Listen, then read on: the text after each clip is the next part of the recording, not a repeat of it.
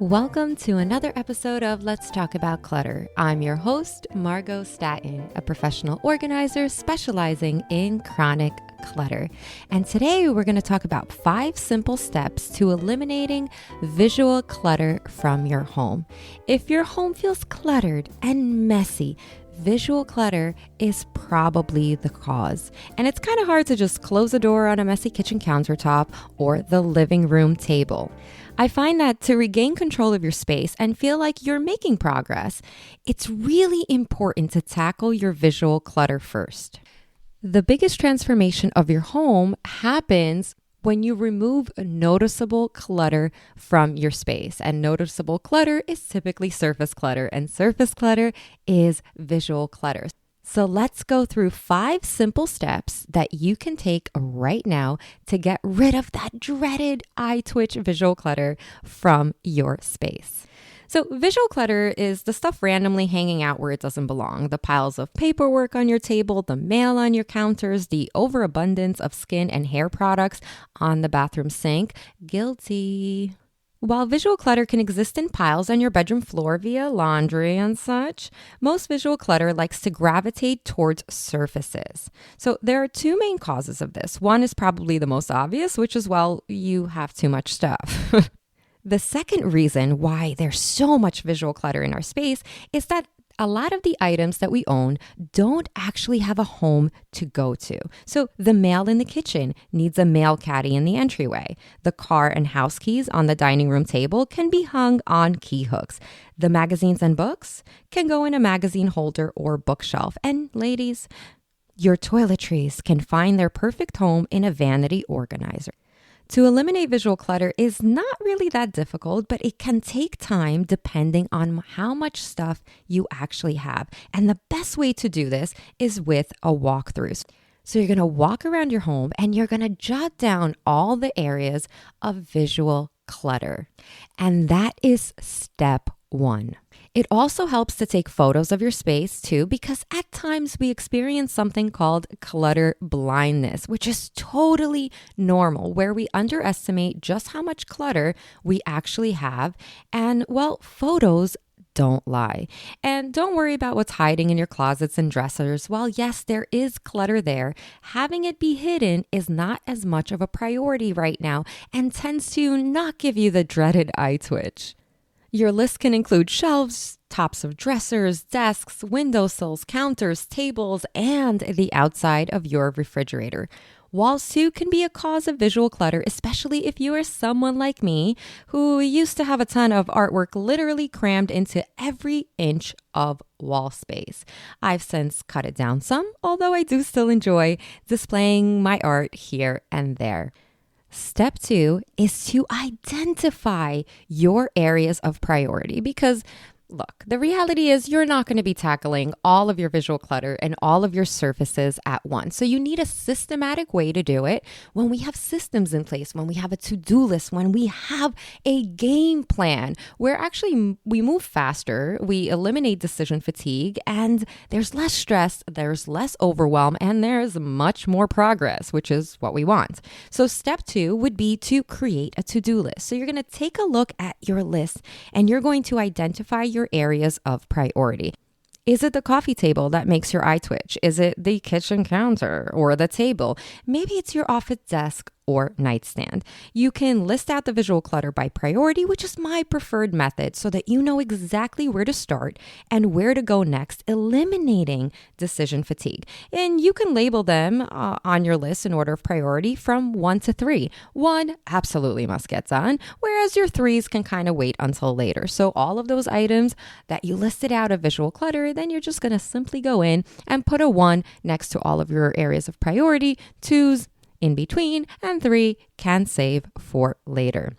Then select only one space that, if transformed to neat and tidy, would make you super happy, and you're going to start there. By the way, if you're somebody who struggles making to-do lists and game plans, which are crucial for eliminating clutter from your home, I host a free workshop. It's a virtual workshop on Zoom. every 2 weeks, and it's called How to Create a Decluttering Plan. And I walk you through 3 simple, life-changing steps on how to create a decluttering plan for your home so that you can finally achieve the clutter-free space that you desire. So I'll leave a link to it in the show notes. Once you have your list in order of priority, you're going to select just one space that, if transformed to neat and tidy, would make you super happy, and you're going to start there.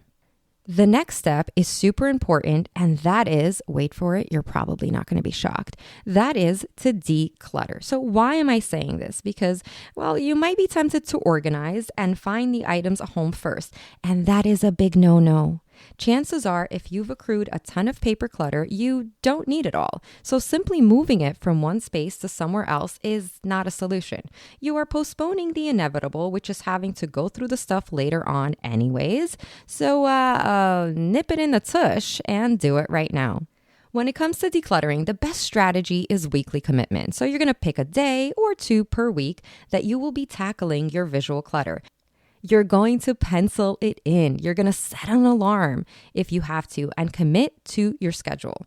You can choose to declutter in 15-minute increments, 30 minutes, 60 minutes, whatever works for you and fits your lifestyle. The amount of time is not as important as the consistency of doing it weekly. Consistency is what builds habit.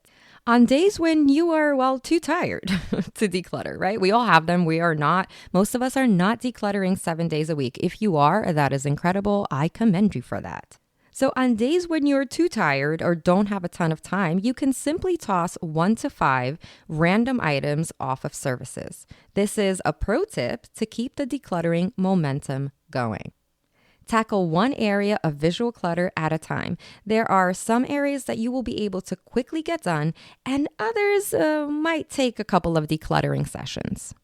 Be mindful when it comes to setting realistic goals in that decluttering all of your visual clutter will not happen overnight. So most importantly, stick with it. Motivation is built through taking action and seeing progress. Once you have finished decluttering one space, congratulations. It is now officially time for the fun part, which is organization. You do not, and I repeat this again, you do not have to be a pro organizer to have your home be tidy. You simply have to find homes for your, I'd like to call them hitchhikers. Organization is not about pretty containers and bins. It's about functionality. So even if that means storing magazines in a cereal box, it's about keeping items where you use them and storing like with like items. If, let's say, you finish decluttering your kitchen counter and you are left with some bills, appliances, and a few cooking utensils, none of those should actually be kept there if you want a clutter-free counter, while keeping a cutting board vertically up against the wall and maybe a coffee machine that you use daily is fine. A lot of the other stuff should be stored within easy reach, but out of sight. So here are a few examples. For mail, you can create a mail station in the entryway or even the kitchen with a mail organizer or wall-mounted pockets. For your appliances, you can store them away in cabinets. If your cabinets don't have enough space, declutter the cabinets to make room. For your cooking utensils, you can contain them in holders or drawer dividers to keep them organized. For your fruits and vegetables, it's best to use hanging baskets or tiered stands to keep the food off the counters. For your cookbooks, you can store on bookshelves or in your cabinet and pull out as needed. And for your coffee and tea supplies, you can contain them on a tray or a little bin. Keep in a drawer if you have room close to your coffee machine. Those are just some suggestions. The point is to only leave out what you use multiple times a day. Frequency of use gets center stage. The rest gets put away. If items are to be out, contain as much as you can and stay away from items loosely being thrown about. That creates the look of visual clutter, even if there isn't that much of it. And step number 5 is to maintain. Once all of your items have a home to go to, you will still find yourself being tempted to just drop items where they don't belong. And all of that is super normal. Don't get down on yourself. It's merely because you haven't built the habit of putting it in the new place yet. Building new habits and putting things away takes time. This is why it's not so much about putting it exactly where it belongs right from the start, but rather tidying up at the end of the day becomes easier because all of the random items have a home to go to. And by the way, if you don't have a tidying up routine set up, they are key to maintaining a clean and tidy home.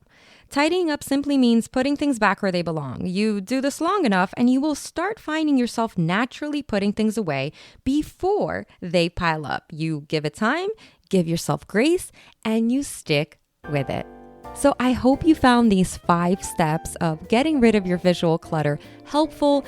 Thank you so much for listening. As always, good luck on your decluttering journey, and remember to be good to yourself.